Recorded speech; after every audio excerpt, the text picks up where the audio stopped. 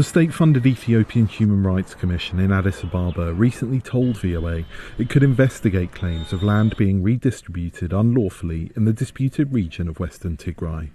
If these claims are verified, they're certainly definitely very concerning to the Ethiopian Human Rights Commission, and we will monitor and investigate. Yes. According to a Reuters report published in June 2021, Amhara regional authorities were encouraging ethnic Amharas to move into Mai Kadra in Western Tigray, an area that has been administrated by the Tigray region for decades.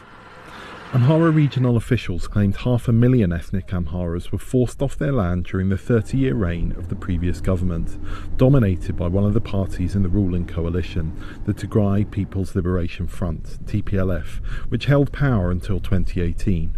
VOA cannot independently verify that claim.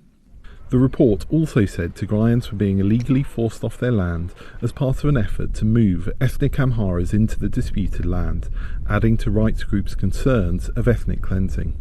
Since then, Amhara officials have been reluctant to give information on the scale of the plan to settle ethnic Amharas in the lands previously inhabited by Tigrayans. Some told VOA in May, however, that ethnic Amharas continue to move into the disputed land. But ethnic Tigrayans are not the only ones impacted by ethnic-based land distribution, residents say. Given rare access to Mai Kadra, a town in Western Tigray, VOA found a protest organised by ethnic Amharas against new arrivals from the same ethnic group. Protesters claim long-term residents are being neglected. Although VOA was advised not to film the protest, one demonstrator spoke on the condition his identity be hidden. Today we were forced to go out to protest, asking for land, as we are the ones left behind after the massacre and need to till land for our daily bread. The town of Mai Kadra made world headlines in November 2020 when hundreds of ethnic Amhara civilians were massacred by ethnic Tigrayans. An excavator had to be brought into the town to bury the dead, according to local reports. Amhara regional forces then engaged in revenge killings of ethnic Tigrayans. Atakilt Hagos Kassa, an ethnic Tigrayan who has lived in the community for decades, said many people sought refuge in this church during the massacre. He says he was saved from an attacking Amhara mob by Amhara friends, but most Tigrayans have fled the town because they fear reprisal.